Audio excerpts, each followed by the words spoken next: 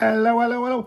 Three perpendicular bisectors we're going to construct, which means you need a compass and a straight edge. A compass and a straight edge. So every triangle has three sides. Every triangle is going to have three perpendicular bisectors. So I'm going to pick one side. Usually the longest side is the easiest one to start with, the longest side. So ignore this other stuff, the other two sides. Here's a side from A to C. So an end point there and an end point there. So a compass, there's the entire distance. That's half the distance between A and C. Go more than half the distance. Okay. I'm going to construct an arc. Okay. It could be a full circle. Then go to point A. Do not change the setting of the compass when you. Then come on, right there. Swing another arc. There we go. I'm going to do it for B as well. And I'll get all three at once. There we go. So I have all three ready. So now I take, if your pencil's sharp, it's going to be a lot easier. If your pencil's sharp, it's going to be a lot easier. If your pencil's dull, you're not going to be as sharp. It's not going to be as accurate. So from A to C, these two arcs intersect twice, once right there and once right there. Draw a straight line between them. Right there and there.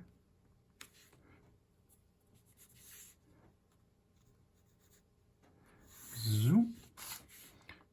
Perpendicular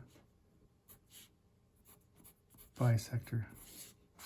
Okay, it's rare for this. It's rare for that to go right through that point.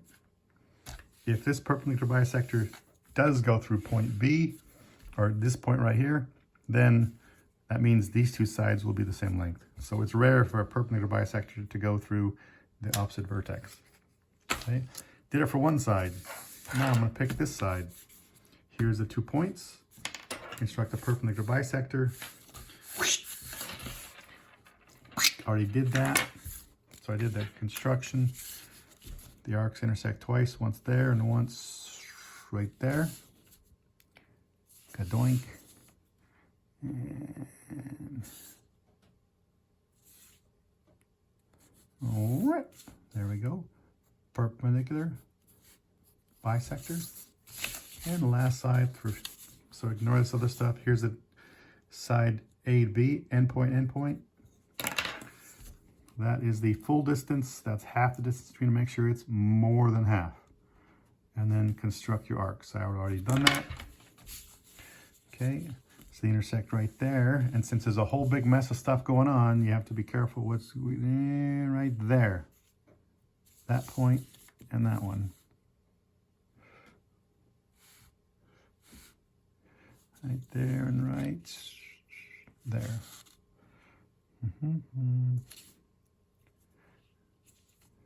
All right. Perpendicular bisector. These three perpendicular bisectors should meet at one point, and it's right there. And that point right there is called the circumcenter. Circumcenter. Okay. Now, if they all meet at one point like this, you're doing a good job so far. The next thing you're going to do is construct a circumscribed circle.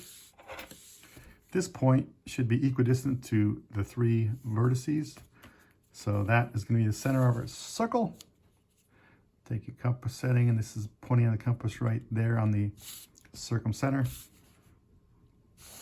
I'm going to take the compass and set it to any of the three vertices. It does not matter which one, because it should go through all three.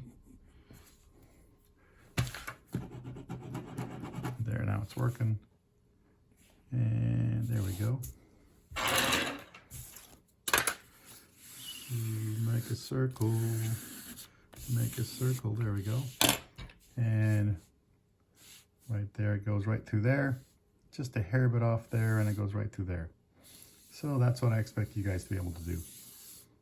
So if you have a question that says, construct a circumscribed circle, wouldn't that be a great question for a test? Wouldn't that be a great question for a test? construct a circumscribed circle, and give you a triangle. So this is an acute triangle. The three perpendicular bisectors should meet at a point of concurrency called the circumcenter. Their circumcenter is the center of a circle. This circle should go through all three vertices, and that circle is called a circumscribed circle. That's an acute triangle. Let's do the same thing for an obtuse triangle. Here's your obtuse angle. Okay, gonna do the same thing. The longest side is right here. Ignore these other two. So we have, there is the distance, the full distance. Use pencil instead of a pen. That's the full distance between the 2 points. That's half the distance between the 2 points, and go more than halfway. Okay, make an arc. And the point is R. And for P right there. See, it's easier if I'm spinning the paper. Okay. Well, then, from this distance, we have intersection right there and right there. This pencil's kind of dull, a little bit dull. This one's more sharp. So since it's more sharp, I'm gonna use that pencil. That one's dull.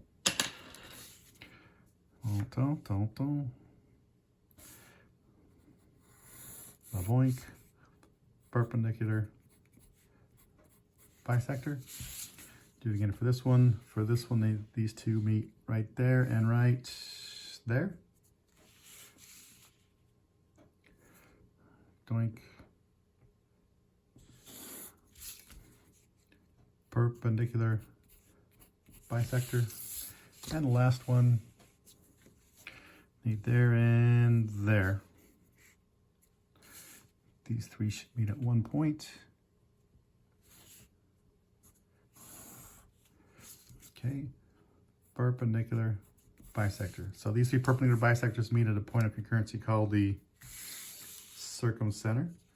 It's going to be the center of a circle called the circumscribed circle. Let's get that red pen. So again, pointing the compass right on the circumcenter right there. And then I'm going to take the compass setting and putting it, it doesn't matter which one of these points I pick because it should be the same distance. There we go. So it goes a little bit off the page. There we go. Mine, the circle goes off the page, but it goes through all three vertices, right there, and right there. So PCR, triangle PCR,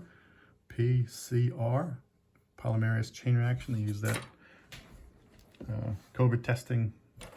It's a common test. Anyway, biology, you learn that. But there you go. Three perpendicular bisectors. This one is an acute triangle. This is an obtuse triangle. For an obtuse triangle, it means that point is outside the circle. For an acute triangle, that point is inside the circle. Okay? Bye, guys.